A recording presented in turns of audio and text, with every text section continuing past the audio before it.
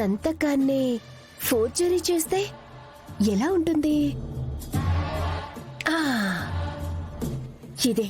ఇదే correct idea.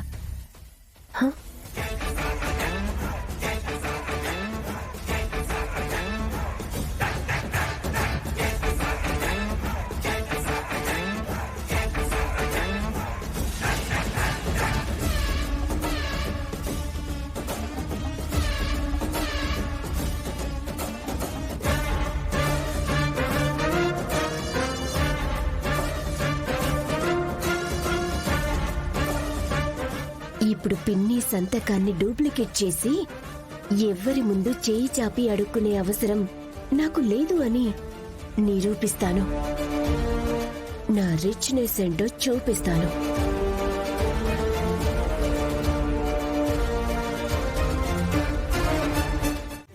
అల్లుడు గారు, శరణ్య మీ తమ్ముడిని చంపడం ఏంటి? ఇది అబద్ధం. కాదు, నిజం.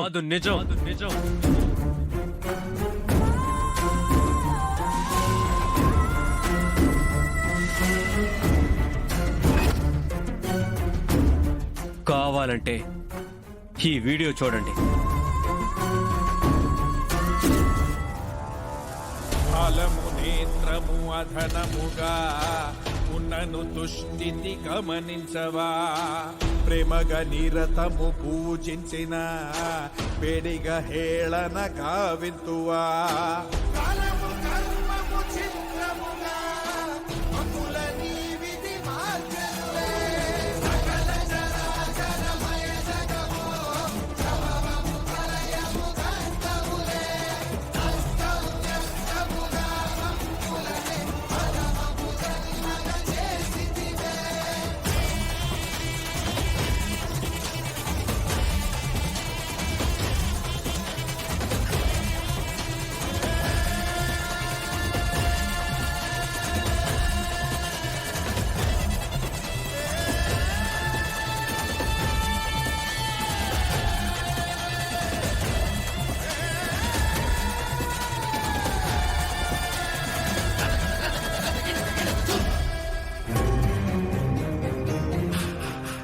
ఇంతకాలం మీ కుటుంబం ఈ నిజాన్ని బయటికి రాకుండా చేశారు.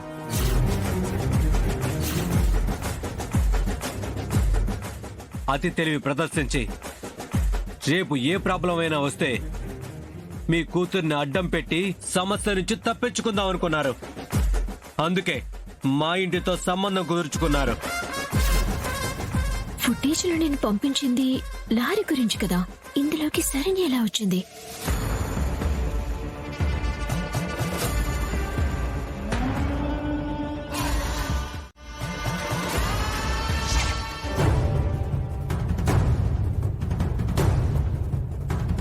హలో మేడం, లహరి గారు మహేష్ గారిని చంపారని ప్రూవ్ అయ్యే వీడియో మా స్టేషన్కి ఎవరో పంపించారు మేడం.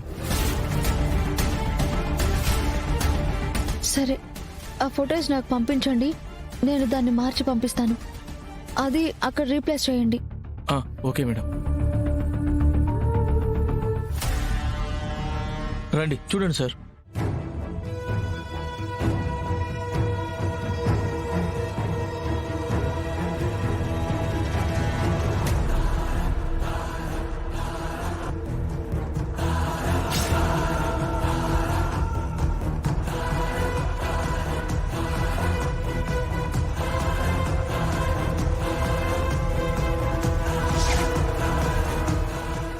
అల్లుడు గారు, ఎక్కడో ఏదో ఎవరో ఈ కేసుని పక్కదో పట్టించడానికే చూస్తున్నారని నాకు అనిపిస్తోంది.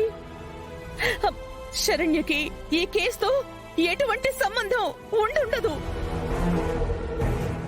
నేను ప్రూఫ్స్ లేకుండా రాలేదు కదండి, చూశారు కదా. ఏవండి, ప్లీజ్ అండి, ఆ ప్రూఫ్ నిజమని మీరు ఎలా నమ్ముతారు? అది మార్ఫింగ్ కావచ్చు కదా. లహరి, అది మార్ఫింగ్ కాదు.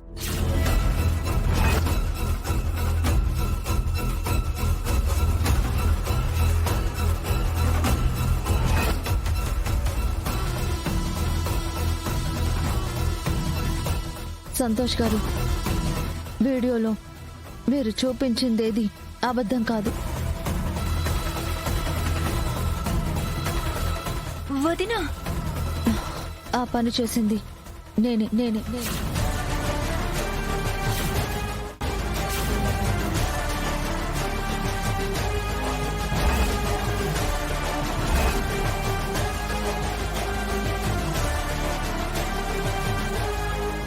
నన్ను అరెస్ట్ చేయండి. లేదు, మా వదినకే పాపం తెలీదు.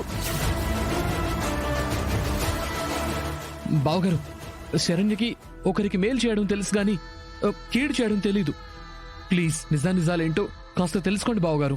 చూడండి, అయినా నేను మీ ఆవిడ మీద అపవాదు వేసినంత మాత్రాన పొందే లాభమేంటి? సాక్ష్యాధారాలను బట్టే మేము మీ భార్యను అరెస్ట్ చేయడానికి వచ్చాం.